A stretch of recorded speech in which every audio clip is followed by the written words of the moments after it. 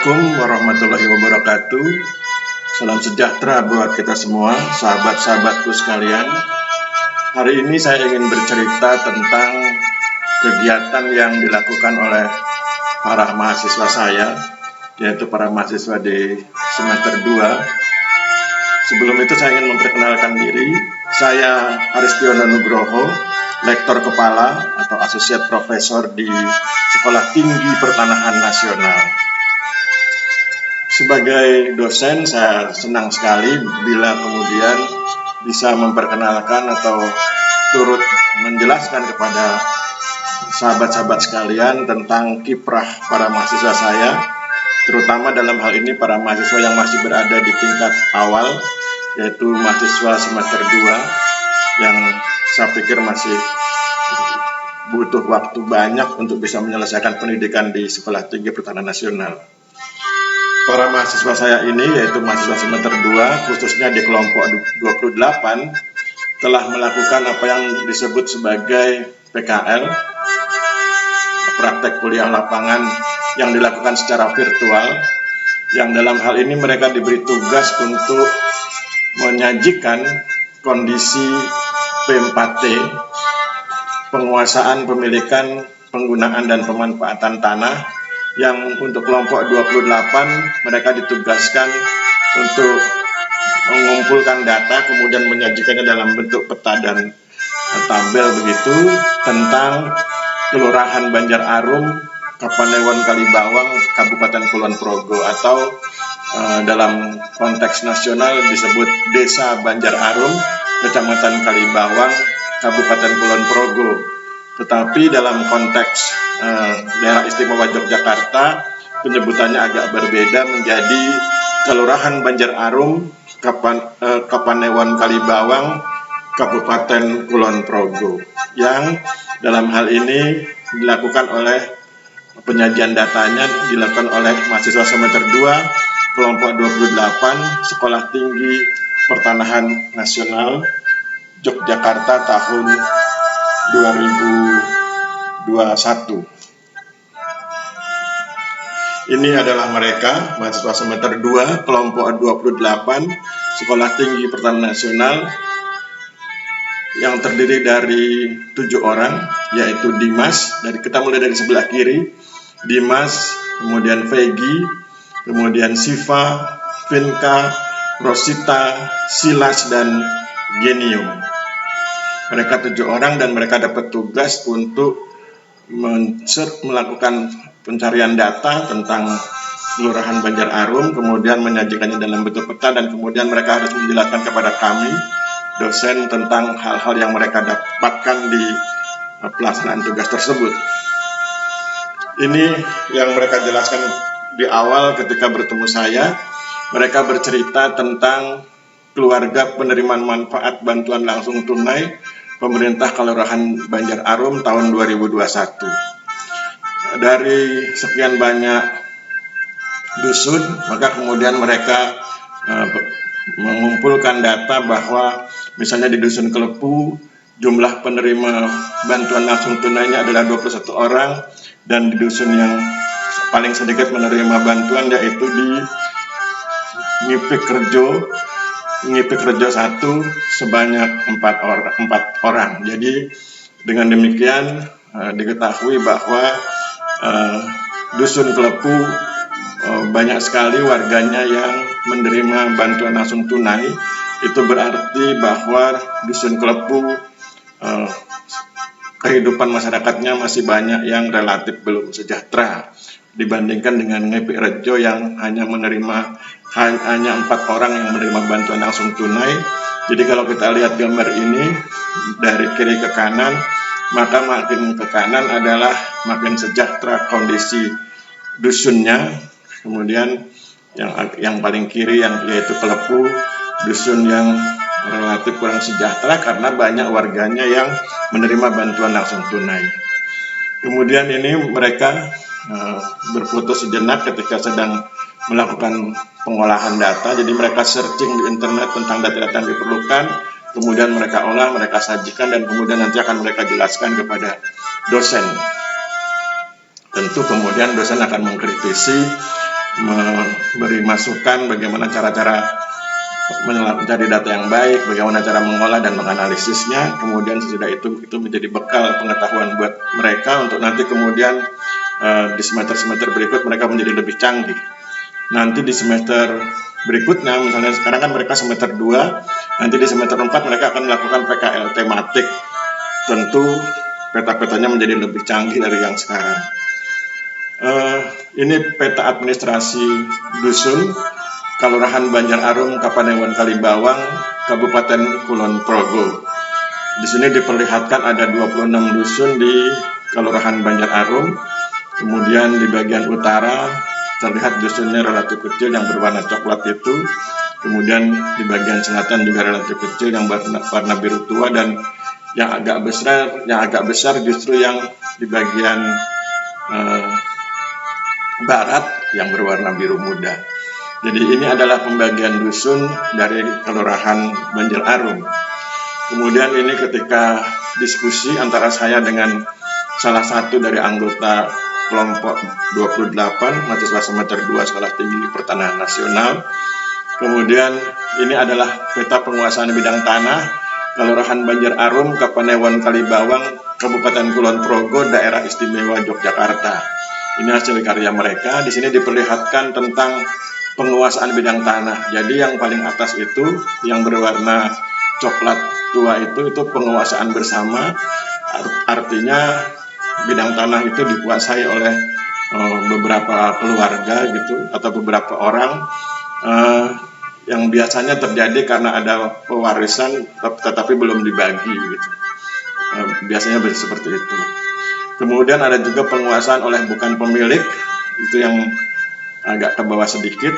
Penguasaan oleh bukan pemilik artinya boleh jadi mereka bagi hasil, mereka sebagai penggarap atau sewa dan lain sebagainya. Kemudian ada lagi di bagian bawah itu penguasaan oleh pemerintah, itu biasanya di dalam ini pemerintah desa begitu. Dan kemudian yang sebagian besar yang berwarna muda itu coklat sangat muda itu adalah, atau mungkin pink begitu ya, itu penguasaan oleh pemilik tanah. Kemudian ini juga saat berdiskusi dengan mereka menjelaskan tentang hal-hal yang perlu dilakukan ketika melakukan analisis data berdasarkan peta yang ada. Kemudian ini tentang klasifikasi luas penguasaan bidang tanah yang dimiliki oleh masyarakat di Kelurahan Banjar Arum. Kalau kita lihat di sini daftarnya, yang paling sempit adalah 0 sampai 106 meter persegi dan yang paling luas 716 sampai 940 meter persegi.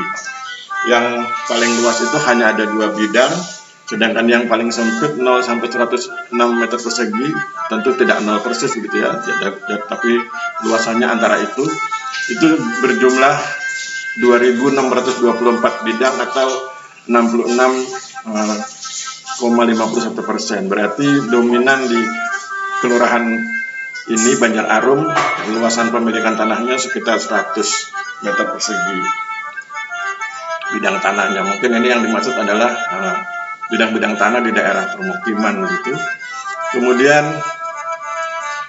ini juga ketika diskusi dengan mahasiswa membahas tentang apa-apa yang harus dikerjakan ketika menyiapkan data dan melakukan penyajiannya sehingga kemudian mudah dibaca oleh orang lain.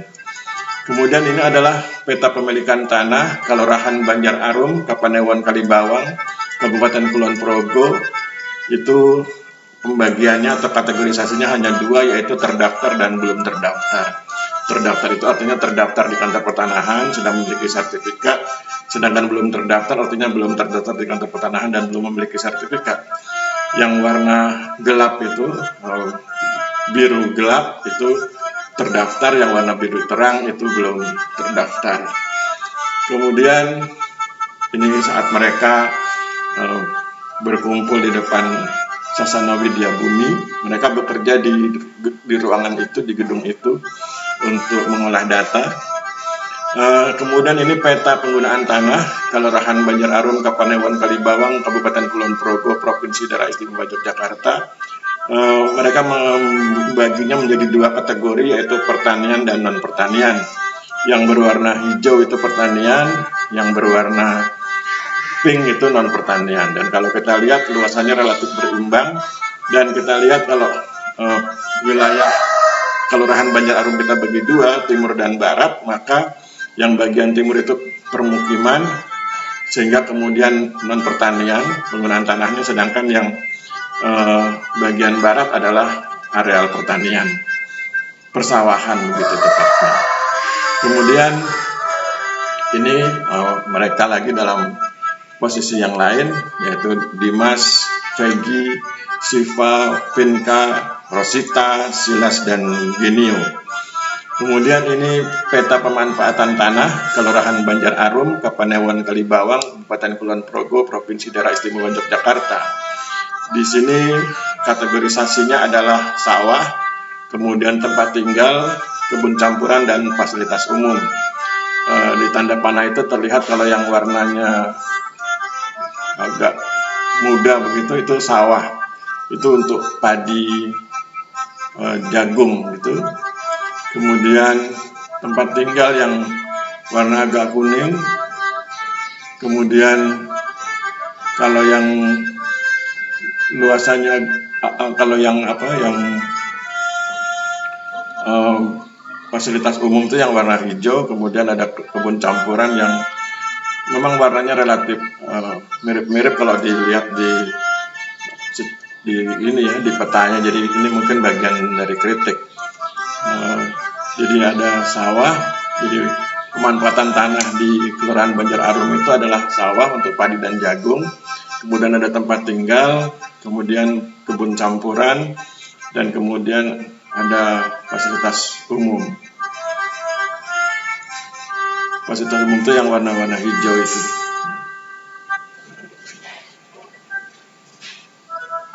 Kita lihat peta berikut. Ini peta objek tanah sengketa Kelurahan Banjar Arum, Kapanewon Kalibawang, Kabupaten Kulon Progo. Jadi yang ada sengketa itu yang warna coklat agak tua ya, coklatnya itu sengketa. Kemudian yang tidak ada sengketa yang warna kuning, sedangkan yang warna biru itu tidak ada data. Jadi warna biru itu tidak diketahui apakah ada sengketa atau tidak ada sengketa. Jadi mereka, para mahasiswa, belum dapat menemukan data tentang bidang tanah yang warna biru tua itu.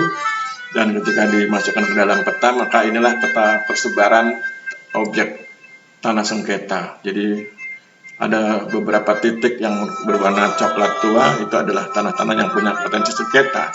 Sengketanya itu sebetulnya masih sengketa yang di level biasa-biasa saja, misalnya sengketa batas, kemudian sengketa kepemilikan, biasanya karena waris mungkin pembagiannya belum cocok, dan cuma semacam itu. Jadi belum sengketa sebagaimana di kota-kota besar yang kita sering mengenal ada istilah mafia tanah dan lain sebagainya. Kemudian ini mereka berpose di depan gedung Sasana Widya Bumi atau kita bilang pendopo begitu.